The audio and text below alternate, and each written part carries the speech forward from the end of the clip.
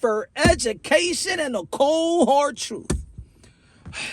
Some of the people are going to understand what I'm about to say. Some of the people are not going to understand what I'm about to share. Do you understand why you don't get the fights that you want to see at the time that you want to see it? Best fight in the best, championship fights. Do you understand why you don't see it? It's because the promoters is already giving the fights that the network think they want to see or think they signed up to see. What am I talking about? The promoters are already fulfilling the contractual obligations with the network. Let me further explain. You know when the boxing fans always be like, hey, yo, man, there's too many belts in the sport of boxing. Why there's too many belts, man? Too many champions. Why?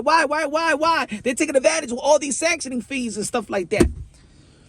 It's because the belt federation, the WBC, the WBA, the WBO, the IBF, is already hustling and taking advantage of the networks. Matter of fact, you already know that the belt federations are in cahoots with the promoters. The promoters lock in these network deals. Within the network deals, they promise the network's championship fights, thus the belts.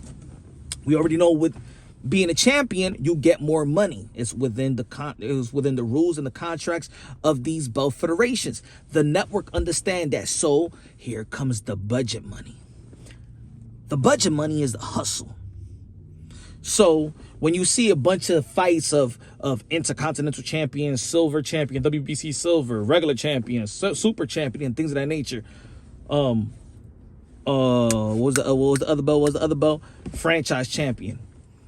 See, the networks are not as educated to the sport of boxing like we are. A lot of these executives in these networks don't really know the sport of boxing. They give the trust to the promotional company, the Top Ranks, the Golden Boy Promotions, the Matchrooms, the PBC entities, and things of that nature, right? But the networks has caught on. The networks has caught on with the hustle, and this is why, if you've been watching, these networks are not giving that budget money like that, or now they have controlled the money now when the promoters was controlling all the money. You know what I'm saying? You get the budget money, these promoters already could do whatever they want to do. Because in all reality, they're fulfilling the obligations. They're fulfilling the contractual obligations. I gave you championship fights. Yo, I ain't want to see no damn. I ain't want to see Keith Thurman in pay-per-view versus Mario Barrios. But they was fighting for that little silver championship medal. What's going on with Lomachenko versus Richard Comey? They was fighting for an intercontinental, some regional belt, something like that. That's the hustle. That's the hustle. So there is no rush in making the fights that we want to see because the promoters has already been hustling the networks with the belt federations. You understand? And this is why it's good that we have Turkey now. See, Turkey don't give a damn about these shenanigans and things that with playing and hustling these networks for hustling these budgets. See, he wants to see the best fighting the best, like a fan. He's like one of us, but he's just a billionaire. So he makes the fight right now. The fight they want to see, we'll say the undisputed heavyweight championship of the world. Let's get the Tyson Fury Usyk. Let's get the fight. As a matter of fact, I want to see Devin Haney and Gervonta. Let me get there. Let's go. Well, why y'all keep it so long? Because they can't. He's not trying to milk the network and their budget. See, these networks already caught on. These networks are catching on, and maybe this is why in the PBC with this Amazon Prime deal, there's no guarantee money. See, the guarantee money has slowed down because the networks have smartened up. And then there's people within the networks that know the business of boxing that's going to tell their executive in the network, yeah, there's a good deal and stuff like that. This is how much money it is and things of that nature. With more people like Turkey, the excellency, we're going to get the fights that the sport needs, that we want to see at the right time, right place, right age, and things of that nature. See, Turkey, he's educated about the sport, so you can't fool him. So if he says, yo, Eddie Hearn and Frank Warren, let me get some fights, I want you to put these fights up. They could easily, if Turkey ain't know nothing about the sport and he just had money, they could just be like, oh no, this is a real championship fight. You know, no, this is a real good fight. We Gerald Miller versus Chris Arreola. That's a good fight. They're fighting for the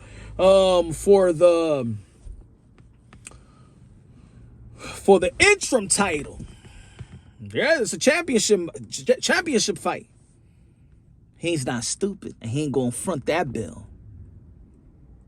The days of hustling the networks is finished. And the more that's happening, the networks in America are going to abandon boxing. The Showtime. They're abandoning boxing because these entities have been milking them. But now they have educated themselves. Even the Zone have educated themselves. They have put a grip on Eddie Hearn and how he was spending money, because he was spending money out here crazy, right? Remember, he blew like $6 billion or something like that. But a guy like Turki is good. And I believe moving forward, the promoters are going to do right by their current obligation with these networks. Look at Golden Boy Promotions. Golden Boy Promotions still locked in a real long-term exclusive deal with the Zone. Because now these guys have smartened up. These guys have spent a lot of money. The PBC have spent a lot of money. Eddie Hearns have spent a lot of money. I understand even a lot of people want to critique Bob Arum, but Bob Arum knew the science of not really taking advantage of the network and giving the fights and not overly paying these type of fighters, in which you always see Top Rank, their superstars leave because they don't give them that much money. But Bob Arum and Top Rank, they know how to manage the finance better. I think there's going to come a time that there's people that aren't going to take advantage anymore, and they're going to give us the fight that we want to see at the time that we want to see it, and the best time for these fighters to showcase their skills and talent at a prime level at the right time. Boxing is coming back with guys like Turki. It takes money, but it takes educated people in the sport of boxing, and it takes people that actually love the sport of boxing. See, in boxing, there's a lot of people that don't love the sport of boxing.